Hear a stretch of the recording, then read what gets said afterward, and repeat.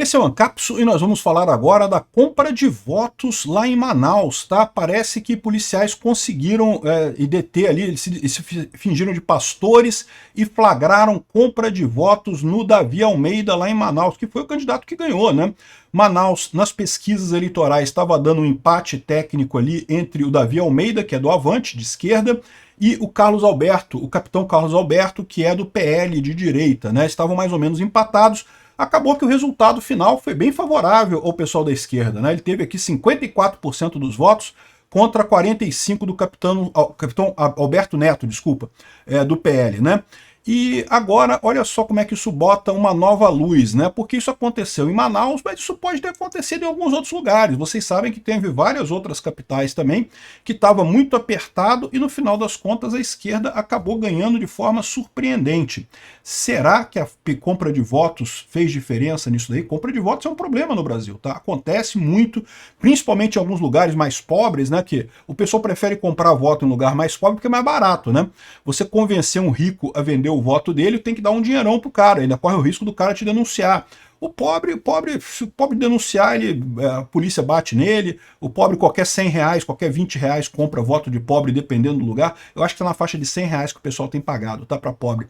Mas compra de voto é muito comum no Brasil. Tem lugares que já é tradicional, os pobres já esperam, o pessoal da favela já espera a compra do voto já, né? Então, eu não sei se teve em todos esses lugares, mas aqui em Manaus parece que teve. A grande questão é, teve compra de voto suficiente para influenciar o resultado da eleição?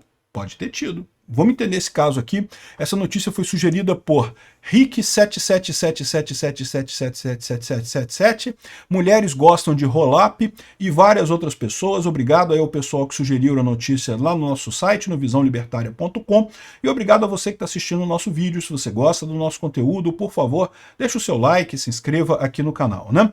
Pois bem, olha só, os policiais se fingiram de pastores lá em Manaus, né?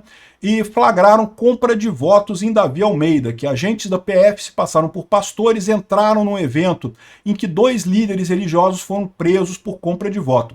Líder religioso é muito comum ser cabo eleitoral, já expliquei para vocês como é que funciona esse esquema, né? Cabo eleitoral faz parte da estrutura eleitoral. Em princípio, você contratar um cabo eleitoral para fazer propaganda, para convencer as pessoas a votarem em você e coisa e tal, né? Incentivarem as pessoas a irem votar, isso aí não tem nada de errado. Em tese, você pode ter cabo eleitoral, todo mundo tem cabo eleitoral no Brasil todo, isso é legítimo, né? Você é caro, é uma estrutura cara, é por isso que o PSD, por exemplo, se dá tão bem. O PSD, principalmente em cidades pequenas, é um partido que tem uma estrutura muito boa, tem pessoas ali que, né, o Kassab, ele está errado em um monte de aspectos, mas seria ilusório você achar que o Kassab é um cara burro. Não, o Lula é burro. O Kassab não é burro. O Kassab sabe o que está fazendo. E isso torna ele mais perigoso do que o Lula, no final das contas, né? E justamente o que ele faz é isso.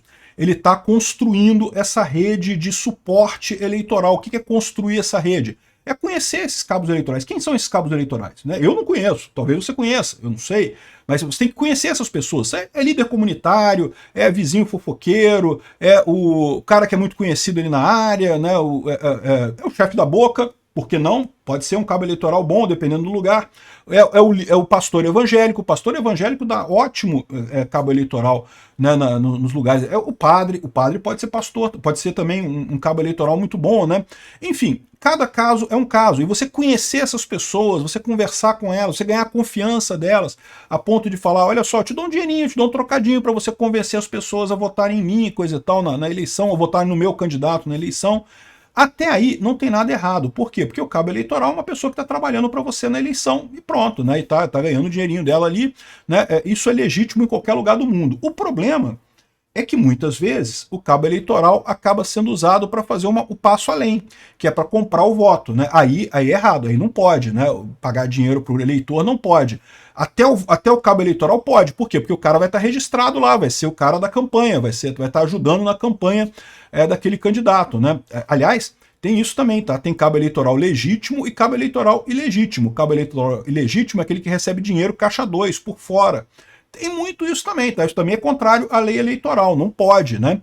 O que acontece é o comitê da eleição daquele candidato a prefeito, por exemplo, ele contrata um monte de pessoas, né? Contrata com RPA, Recibo de Pagamento Autônomo, isso é legítimo, isso pode ter na campanha. Você contrata, dá um dinheiro para aquela pessoa, tu vai trabalhar para mim aí durante 3 meses, ou durante um mês, durante 2 meses, sei lá, justamente para levantar voto, para virar voto, para convencer as pessoas a votarem em mim e para convencer as pessoas a irem votar. Isso não tem nada de errado, tu bota lá na sua prestação de conta, registro de pagamento autônomo, o cara tá trabalhando para você, cabo eleitoral e coisa e tal, não tem nada de errado.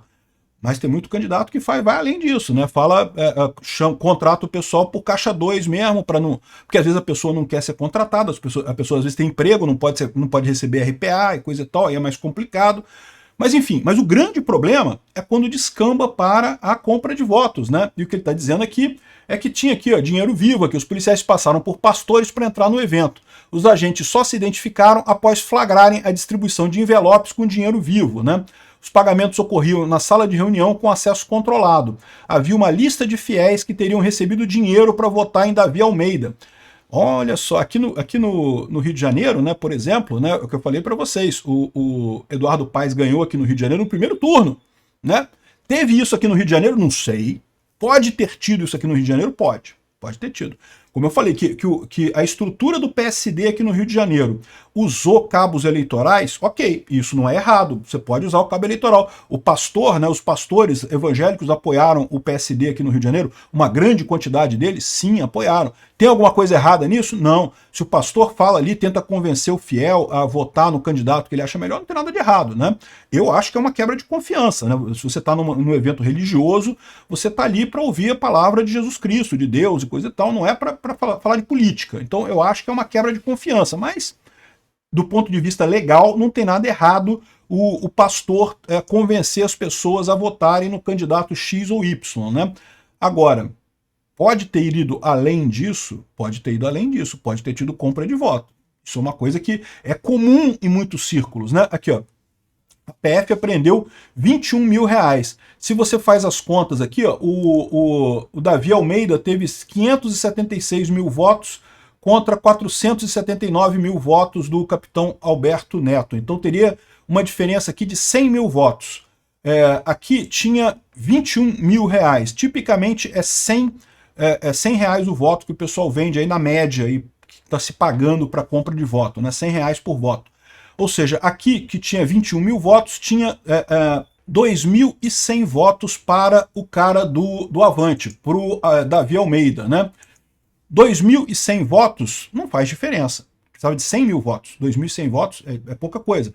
Mas, de novo, isso daqui foi um evento só. Foi um cabo eleitoral só, uma estrutura, né? Porque, de novo, como eu falei para vocês, o cabo eleitoral geralmente tem uma estrutura, tá? O pessoal na igreja, você vai lá no pastor-chefe, ele arruma para você os pastores que vão ser cabos eleitorais para você. Né? Associação de moradores também, você vai num lugar ali, a associação eles têm contatos entre eles, então se você consegue contato com várias associações de moradores, você consegue um monte de cabo eleitoral para você em um monte de lugares. Né? Torcida organizada, né, facção criminosa, meu amigo, tudo isso vale. Você, né, não estou dizendo que seja, de novo, não estou dizendo que seja honesto, mas é usado na prática, acontece na prática, né? E aí, ou seja, esses 21 mil reais, que daria, por exemplo, 2.100 votos aqui a favor do Davi Almeida, isso aqui foi num lugar só. Quantos outros lugares estavam também vendendo voto para o Davi Almeida? A gente não sabe. É isso que eu falo. Pode ser que isso não tenha feito diferença na eleição, pode ser que não seja isso que definiu. Mas, repara, né? Isso aqui foi para o Davi Almeida lá em Manaus. Um monte de compra de voto. Precisou ter comprado 100 mil votos para ganhar aqui. Agora, em Fortaleza, no Ceará, por exemplo, pode ter acontecido isso em Fortaleza? Pode ser.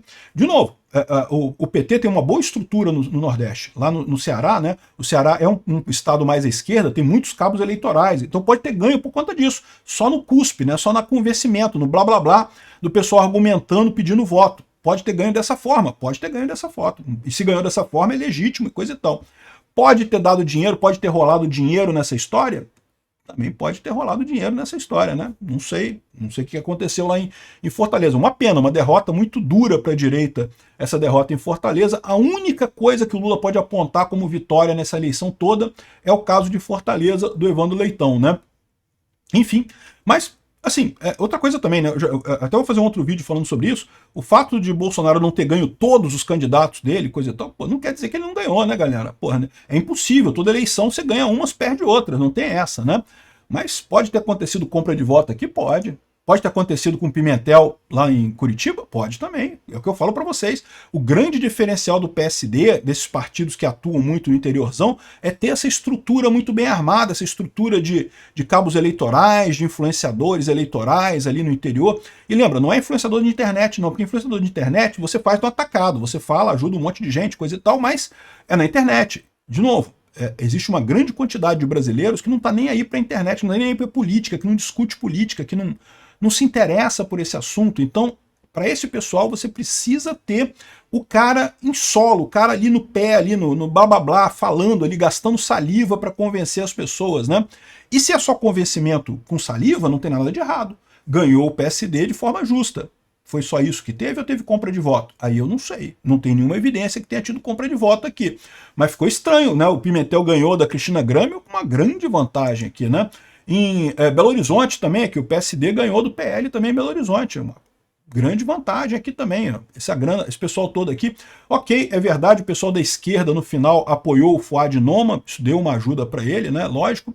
Mas será que teve mais coisa aí? Não sei. Né? É o que eu falo, é importante investigar esse tipo de coisa, porque compra de voto é um problema.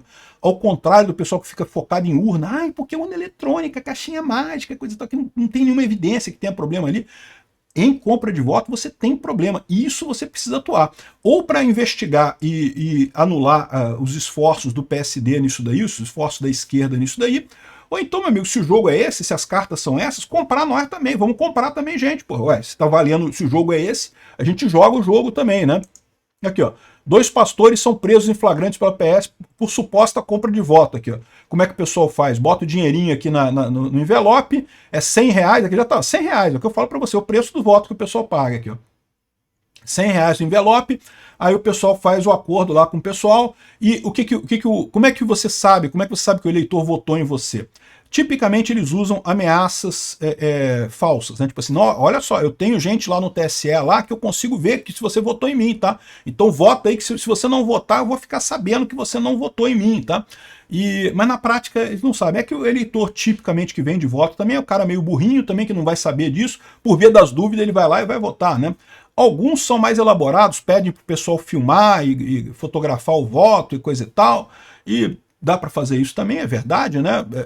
Por mais que seja proibido você entrar com o celular na cabine, é só você levar 2 celulares, tira um, deixa lá com a recepcionista, lá com o pessoal lá do mesário e entra com outro.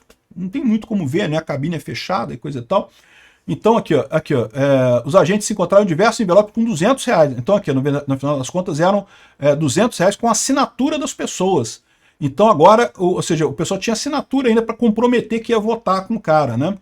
Aqui, ó, o valor original era de R$38 mil, ou seja, ainda tinha, foi um valor maior. Se era R$200 por pessoa, por voto, então aqui já dá para votar aí 38 mil dividido por 200, 190 votos, né? Então eu fiz a conta errada antes, né? Eu fiz a conta errada, eu fiz de cabeça a conta, deixa para lá. Mas de qualquer forma, lembra, isso daqui era um grupo só comprando votos, né? E quantos outros tinha comprando votos também? O segredo de você ter essa boa estrutura partidária é essa. Você tem um monte de grupos desse que você pode conseguir esses votos, né? Enfim, vamos ver o que vai acontecer aqui. Isso vai ter uma ação contra ele. A questão toda é, será que vai fazer diferença?